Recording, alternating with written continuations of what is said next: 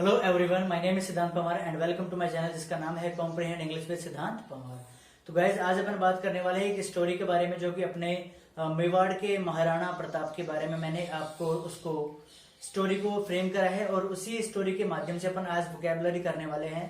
Vocabulary करने का मेरा जो बेसिकली रीजन ये है कि मैं आपको वन डे आफ्टर वन रोजाना एक दिन छोड़ करके एक दिन अपन बात करते हैं वोकैबुलरी और ग्रामर के बारे में। तो आज जो अपन बात करेंगे एक स्टोरी ऐसी है जिसमें मैं बात करूंगा महाराणा प्रताप के बारे में। तो जैसा कि आपको पता है राजस्थान की जो भूमि है वो बड़े बड़े चिवल्ड्रस वॉरियर्स के लिए फेमस है, यानी कि यहाँ की जो भूमि है इसने बहुत सारे बड़े बड़े योद्धाओं को जन्म दिया है। अपने जो महाराणा प्रताप है, अपने पृथ्वीराज चौहान है, राणा सांगा, राणा कुंभा, महाराणा उदय सिंह, ये जो अपने सारे ही वॉरियर्स थे ये अपने स्टॉल बोर्ड के लिए जाने जाते थे। इनको स्टॉल बोर्ड योद्धा बोला जाता है, चिवल्ड्रस बोला जाता है, CHIVALREOUS। चिवल्ड्रस मीन्स होता है जो अपने बहादुर होते हैं, वैलियंट जो होते हैं, VALIANT। तो ये जो कहानी है बेसिकली अपन स्टार्ट करेंगे, ये उस समय की बात है जब महाराणा प्रताप के अलावा अपने राजस्थान के सारे ही जो योद्धा थे, सारे ही जो राजा थे, वो अकबर के साथ में संधि कर चुके थे। उन्होंने अकबर के साथ में अपना संधि कर लिया था। तो उसी स्टोरी को अपन आगे बढ़ाएंगे, इस तरीके से देखेंगे, अपने को वोकैबुलरी बहुत अच्छे से कवर हो जाएगी। तो मैं स्टार्ट करता हूँ स्टोरी को बिना आपका टाइम वेस्ट करे, जिसका नाम मैंने रखा है बैटल ऑफ हल्दी घाटी। तो इस स्टोरी में हम क्या देखेंगे, सबसे पहले जो देखने वाली बात ये रहेगी कि इस स्टोरी में हम किस किस के बारे में बात करेंगे, कौन कौन हमारे मेन कैरेक्टर हैं और कौन कौन हमारे सब ऑल्टर्न हैं। जो कहानी का मेन योद्धा है Maharana Pratap, that is protagonist. Protagonist होता है कहानी का मेन कैरेक्टर जिसके आसपास पूरी कहानी घूमती है। क्लियर। नेक्स्ट मेरा जो वर्ड है दैट इज सब ऑल्टर्न। सब ऑल्टर्न मीन्स होता है असिस्टेंट कैरेक्टर। किसी भी कहानी में जो हीरो के साथ में रोल प्ले करते हैं, असिस्टेंट का जो काम करते हैं, they are called subaltern. It means assistant character. तो इस कहानी में जो हमारे प्रोटैगनिस्ट है महाराणा प्रताप, और जो सब ऑल्टर्न है, जैसे मैं बात करूं राजा मान सिंह की, झाला मान सिंह की बात करूं मैं, ठीक है, राठौड़ रामदास की बात करूं, और जो भी अपने योद्धा हुए थे उस टाइम के, उनकी अगर मैं बात करता हूं तो वो सारे ही मेरी कहानी के क्या है, सब ऑल्टर्न है। तो एज यू ऑल नो, उस समय जो राजस्थान के जो सारे राजा थे उन्होंने महाराणा अकबर के साथ में एक संधि कर ली थी। क्यों? क्योंकि वो डरते थे कि कहीं अगर हम इनसे युद्ध करने की कोशिश भी करेंगे तो हम हार जाएंगे, और इसी तरीके से उन्होंने अपने आप को एक जागीरदार का पद हासिल करवा दिया। बेसिकली वो सेनापति के रूप में भी काम करते थे महाराणा अकबर के साथ में। तो अकबर ने जब सारे ही राजाओं को ये कहा कि आप मेरे पास में आकर के संधि करें, और उसने महाराणा प्रताप के पास में भी एक भेजा था एनवॉय को, एक एनवॉय को भेजा था। एनवॉय मीन्स होता है दूत, जिसे अपन एम्बेसडर भी कहते हैं, AMBASSADOR, एम्बेसडर। तो महाराणा प्रताप के पास में अकबर ने भेजा एक दूत कि आप भी हमसे संधि कर लो, और आपकी जो बची कुची भूमि है, जो कि आपका उपजाऊ मैदान है, जो भी आपके पहाड़ हैं, जो भी आपके जंगल हैं, तो वही चीजें बस महाराणा प्रताप के पास में बची हुई थी। तो महाराणा प्रताप को वो कहता है कि तुम भी मेरे से संधि कर लो, और ये बात महाराणा प्रताप को रास नहीं आई। उन्होंने बोला कि मैं अपनी मातृभूमि की रक्षा के लिए अपने प्राणों का त्याग कर दूंगा, लेकिन कभी भी किसी भी राजा की मैं गुलामी स्वीकार नहीं करूंगा। तो बेसिकली ये जो कहानी है मेरी इसी चीज को डिनोट करती है। राजस्थान के योद्धाओं की जो पावर है, जो उनकी एनर्जी है, जो उनका चरिज्म है, ठीक है, जो उनका चरिज्म है, CHARISM, जो उनका जोश है, जो उनका पैशन है, जो उनकी बाजुओं में दम है, उसको ये डिनोट करती है कहानी। चलिए स्टार्ट करते हैं। देखो आगे बढ़ते हुए बात करेंगे अभी अपन। यहाँ पे मैंने लिखा है कैवलरी। तो ये जो योद्धा जो थे अपने राजस्थान के, महाराणा प्रताप की जो सेना थी उसमें 3000 के आसपास सैनिक थे, और अकबर की सेना के पास में 80,000 के आसपास सैनिक थे। इसी के साथ में राजा जो अपने महाराणा प्रताप थे, इनकी सेना में 400-500 के आसपास भीलों की संख्या भी थी, जो कि थे आर्चर थे। ARCHER, आर्चर मीन्स होता है धनुर्धर, और कैवल मतलब कैवलरी मीन्स होता है घुड़सवार। तो ये जो युद्ध था ये घुड़सवारों और धनुर्धरों को, यानी कि धनुष विद्या में जो निपुण होते हैं, उनकी सेना का साथ में युद्ध हुआ किनसे? अकबर की महान सेना के साथ में, जिसको हमारे राजस्थान का एक बागी राजा, राजा मानसिंह, जो कि आमेर का राजा था, वो उनको सेनापति के रूप में उनको लीड कर रहा था। ठीक है, अकबर खुद इस युद्ध में युद्ध करने के लिए नहीं आया था, उसने अपनी तरफ से भेजा था राजा मानसिंह को, जो कि मेरा क्या है? आमेर का राजा है। ठीक है, तो बात करते हैं आगे, देखो ध्यान से सुनना। तो उन्होंने जो घुड़सवार थे उसकी सेना में, महाराणा प्रताप की सेना में, और जो उसकी सेना के धनुर्धर थे, जो आर्चर्स थे, उन्होंने क्या किया? इस युद्ध को विजेता बनने के लिए, युद्ध का विजेता बनने के लिए, विक्टर्स मींस होता है विजेता, बनने के लिए अकबर की सेना के सामने अपने शौर्य का परिचय दिया। और जो अकबर की सेना थी, जो इन्फ्लिक्ट कर रही थी, इन्फ्लिक्ट मीन्स होता है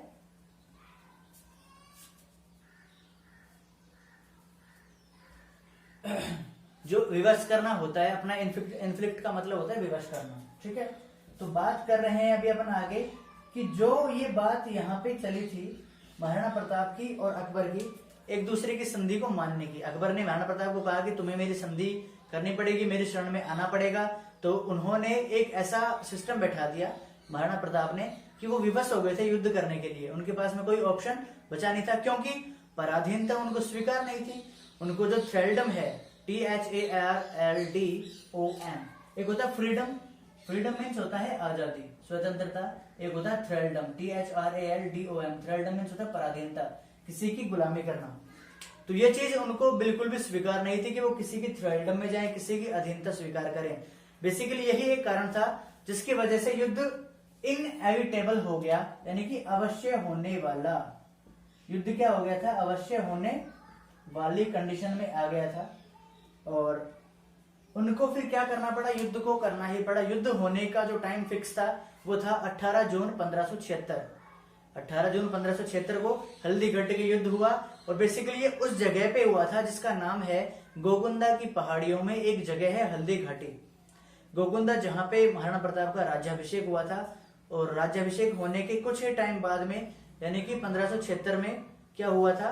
अपना हल्दी घाटी का युद्ध स्टार्ट हो गया था। अब इस युद्ध के बारे में ये कहा जाता है कि इस युद्ध का निर्णय कोई भी नहीं था, यानी कि इस युद्ध का कोई भी निर्णायक रिजल्ट नहीं आया।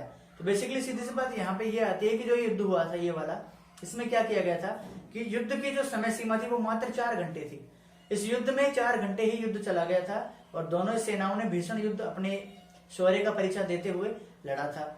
इसके बाद अपन देखेंगे जो राजस्थान की जो फर्टाइल भूमि थी, और जो उन्होंने सीज किया था, किसने? अकबर ने जो आक्रमण किया था, जो सीज किया था, ठीक है, आक्रमण करना, जो सीज किया था, उन्होंने जो घेराबंदी की थी,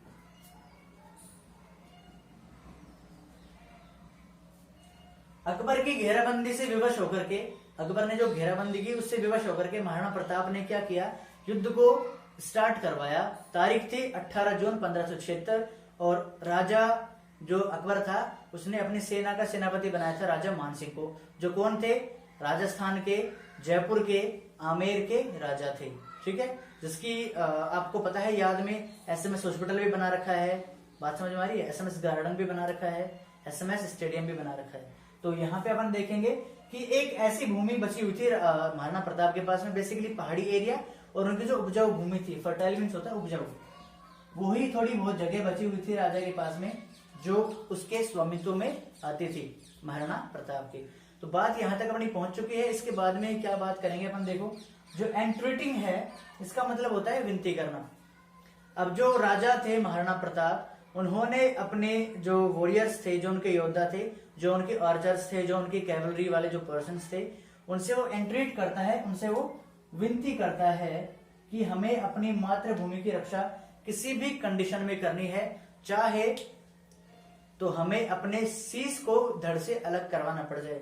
देखो यहाँ पे जो एक वर्ड है एंट्रीट, एंट्रीट का मतलब होता है विनती करना, और इसके सिनोनिम्स की अगर मैं बात करूं तो पहला ही वर्ड आपको बहुत शानदार मिलेगा, दैट इज बेसीज, सप्लिकेट, और अपना है इम्प्लोर।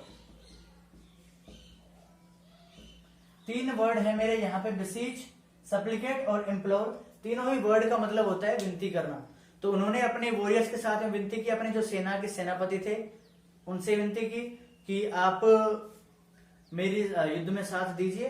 बेसिकली महाराणा प्रताप का जो सेना का सेनापति था वो एक अफगान का योद्धा था, ठीक है, अफगानिस्तान का एक योद्धा था जिसको उन्होंने अपनी सेना का सेनापति बना रखा था।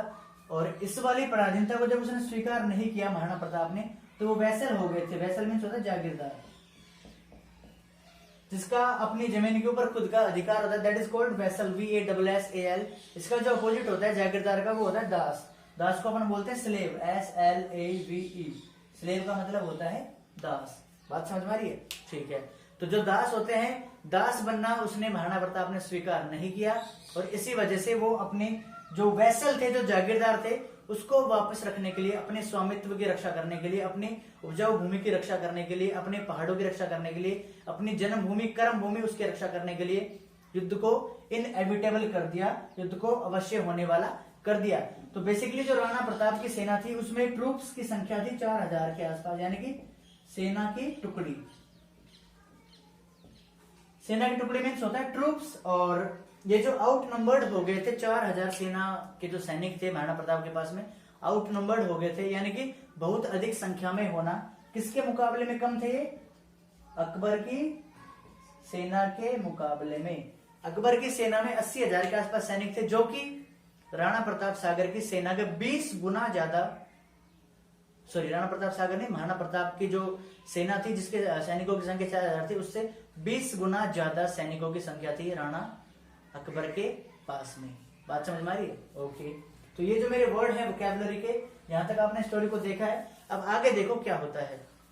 तो राणा अकबर की जो सेना युद्ध करने के मैदान में पहुंच जाती है, युद्ध का बिगुल बज जाता है। The conch of the fight battle, conch means होता है संघ, CONCH, कॉन्च मीन्स होता है संघ। बात समझ में आ गई? ओके। मैं इधर से थोड़ा मिटा देता हूं, अगर आपको स्पेलिंग समझ में आ गई है तो आप इनको नोट डाउन वैसे कर रहे होगे, लेकिन अगर नहीं करा है तो स्क्रीनशॉट ले सकते हैं। मैं थोड़ा साइड हो जाता हूं।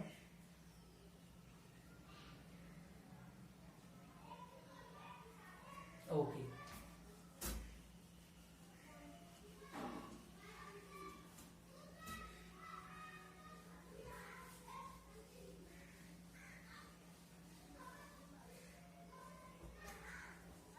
अब देखो, जब दोनों सेनाएं युद्ध के मैदान में आपस में आकर के भिड़ चुके हैं, युद्ध स्टार्ट हो चुका है। युद्ध की सीमा आपको मैंने बताई है, 4 घंटे का युद्ध चला था।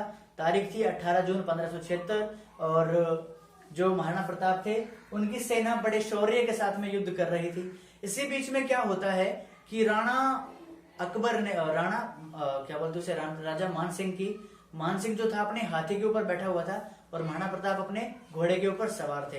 तो जब राणा प्रताप ने अपने भाले के साथ में, अपने तलवार के साथ में राजा मान सिंह के ऊपर चढ़ाई की, राजा मान सिंह के हाथी के ऊपर चेतक, जो कि महाराणा प्रताप का घोड़ा था, उसने उसके हाथी के ऊपर जब चढ़ाई की, तो चढ़ाई करने के बाद उसने भाला तो मार दिया था। भाला is called spear, SPEAR, spear means होता है भाला। और जो अपनी तलवारें होते हैं जो उनको बोला जाता है स्वॉर्ड्स, स्वॉर्ड्स मीन्स होता है तलवार। और एक होता है जिसमें तलवारों को रखा जाता है, that is called sheath. Sheath मतलब होता है मयान। बात समझ आ रही है? ओके।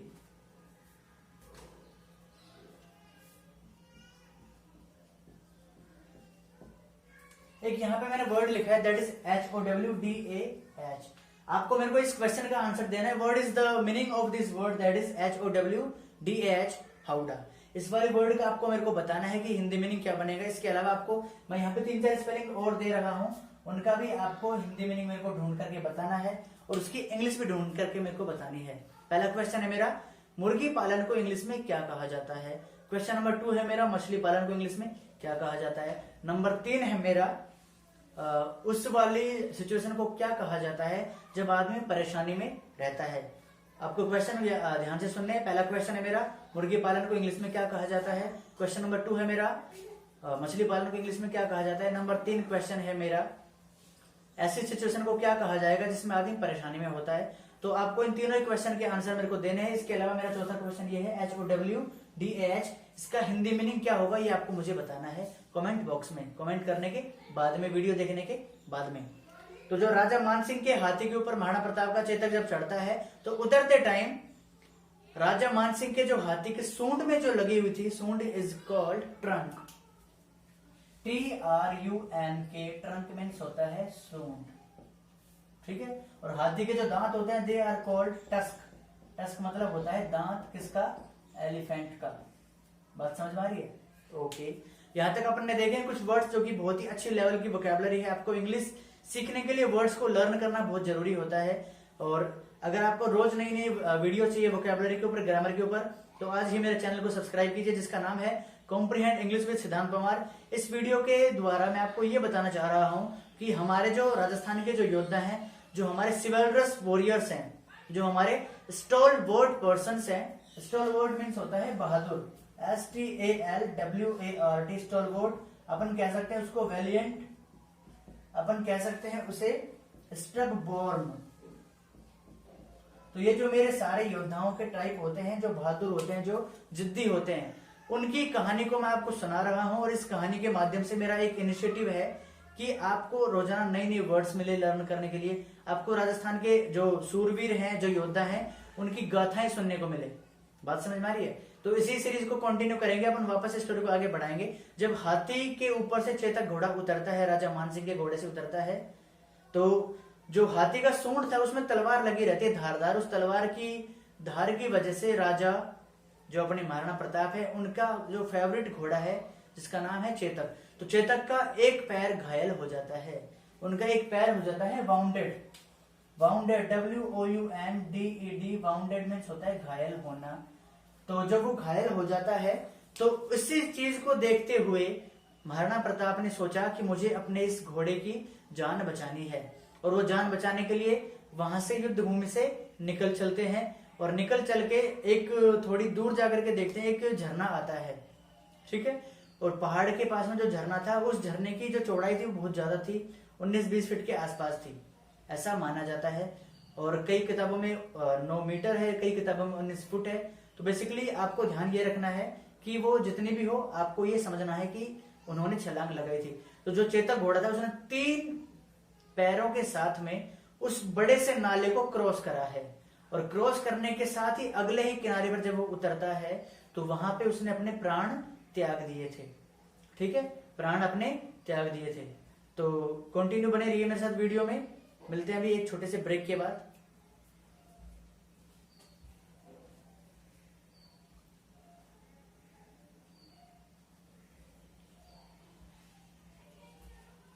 देखो, तो वो जो वहीं पे प्राण अपने त्याग देता है, तो इसके बाद में जो राणा प्रताप है, महाराणा प्रताप जो है, वो युद्ध भूमि से तो आ गए थे, लेकिन फिर क्या हुआ आगे, उन्होंने अपने जैसे हट्टे कट्टे, अपने जैसे बिल्कुल दिखने वाले पर्सन को, जिसका नाम था झाला मानसिंह, जो बिल्कुल महाराणा प्रताप के जैसे दिखते थे, वही अद्भुत काया, बहुत ही गठीला बदन, शानदार कदकाठी, चेस्ट भी चौड़ी थी, अच्छी खासी बढ़िया लंबाई चौड़ाई के पर्सन थे।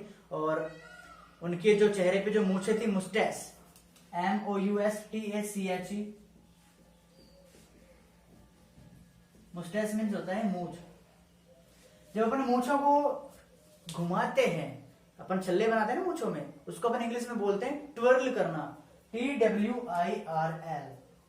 ट्वर्ल करना मीन्स होता है मूछों को घुमाना, मूछों के छल्ले बनाना। गांव की लैंग्वेज में बोलते हैं मूछों को ताव दे रहा है, मूछों को ताव देना, मूछों को छल्ले बनाना, मूछों के घेरे बनाना, इज कॉल्ड ट्वर्ल, TWIRL। तो जो वो था राजा प्रताप सिंह, उन्होंने क्या करा, अपने जैसे दिखने वाले पर्सन को, झाला मान सिंह को, अपनी जगह पे अपना मुकुट दे करके, अपना जो क्राउन दे करके, CROWN, क्राउन मीन्स होता है मुकुट यानी कि ताज, अपना ताज दे करके उसको भेजा है युद्ध भूमि में युद्ध करने के लिए। और इतना होने के बाद में युद्ध जो अपना चलता रहा था, तो बेसिकली इस युद्ध का कोई निर्णय नहीं निकला। युद्ध चला अपना 4 घंटे, युद्ध का कोई निर्णय नहीं निकला। इस वजह से जब वो राणा प्रताप सिंह थे जो अपने, वो उस युद्ध भूमि को छोड़ करके आ जाते हैं अपने चेतक की जान बचाने के लिए। तो कहा यह जाता है कि उन्होंने उस दिन जब युद्ध का कोई निर्णय नहीं निकला, तो उन्होंने अपने मन में एक प्रॉमिस कर लिया था, एक चीज ठान ली थी कि मुझे क्या करना है, जब तक मैं जीऊंगा तब तक मुझे अपनी मातृभूमि की रक्षा करने के लिए अपने आप को एक लगन के साथ में, एक डेडिकेशन के साथ में, एक डिवोशन के साथ में अपना जो शौर्य है उसका परिचय देते रहना चाहिए। और इसके अलावा उसने कहा कि मैं जब तक जीऊंगा मुगलों की पराधीनता स्वीकार नहीं करूंगा। तो इसी सीरीज में उन्होंने अपना जो महल था, अपना जो ताज था, अपना जो राज्य था, सब कुछ छोड़ दिया और वो जाकर के जंगल में रहने लग गए थे, जहां पे उन्होंने घास की रोटी भी खाई है अपनी मातृभूमि की रक्षा के लिए। ठीक है, तो बेसिकली आपको यहाँ पे ये चीज ये ध्यान में रखनी है कि आपको स्ट्रगल करते हुए चलना है। ये नहीं है कि परिस्थिति आपके सामने अच्छी आएगी तभी आप पढ़ाई करेंगे, आपको एसी मिलेगा, आपको फ्रिज मिलेगा, आपको कूलर मिलेगा तभी आप पढ़ेंगे, नहीं। You have to focus on the side of your parents. आपको अपने माता पिता की तरफ भी ध्यान देना है, आपको स्ट्रगल की तरफ ध्यान देना है, आपको अपनी पढ़ाई को कंटिन्यू रखना है। No matter what the situation is, you have to do, अपनी पढ़ाई को आपको कंटिन्यू रखना है। बात समझ में आ रही है? ओके। तो इसके बाद में उन्होंने अपने आप को जंगलों में भेज दिया था। वहां पे वो क्या करते थे कि घास की रोटी तक खाते थे और उनके पास में इतनी बेकार सिचुएशन आ गई थी कि उनको अपने राज्य को चलाने के लिए, अपने खुद का पेट भरने के लिए भी उनके पास में पैसे की, धन पूंजी संपदा की कमी हो गई थी। तो इसी सीरीज में आगे उनको एक जो भामाशाह थे, उन्होंने राजा प्रताप सिंह की क्या की थी, हेल्प की थी पैसों के साथ में, जिसके बाद में उन्होंने एक सेना का वापस से गठन किया, एक नई सेना बनाई और वापस से आक्रमण करके अकबर के साथ में युद्ध किया। तो ये था अपनी स्टोरी आज की, जिसमें अपने मेन चीजों को फोकस करना है कि जो महाराणा प्रताप थे उनके पिताजी का नाम था उदय सिंह। बात समझ में आ गई आपको अच्छे से? ठीक है। तो जो महाराणा प्रताप है उनकी जो पिता थे उनका नाम था महाराणा उदय सिंह, समझ गए? जिसकी आपको स्टोरी मैं कभी लेकर के आऊंगा, जिसमें अपन पन्नाधाय के संघर्ष के बारे में बात करेंगे, पन्नाधाय के बलिदान के बारे में बात करेंगे, जिसमें उन्होंने कैसे उदय सिंह को बचाया और किस प्रकार से अपने दिल के ऊपर पत्थर रख करके अपने जो पुत्र है चंदन, उसकी हत्या तक करवा दी थी उसने बनवीर के हाथों से। ठीक है, तो आपको अगर वीडियो अच्छा लगा है, आपको महाराणा प्रताप के शौर्य की कथा अच्छी लगी है, then do subscribe the channel, press the bell icon. After that you will get further notification whenever I upload a video on my YouTube channel, जिसका नाम है कॉम्प्रिहेंड इंग्लिश विद सिद्धांत पवार। और मैं आप सभी से एक रिक्वेस्ट करता हूं कि आप अपने खुद के चैनल को, जिसका नाम है कॉम्प्रिहेंड इंग्लिश विद सिद्धांत पवार, को ऑनलाइन प्लेटफॉर्म पे ग्रो करिए। इसको आप रोजाना शेयर करते रहिए, वीडियोस को शेयर करते रहिए। Take care, bye, cheer.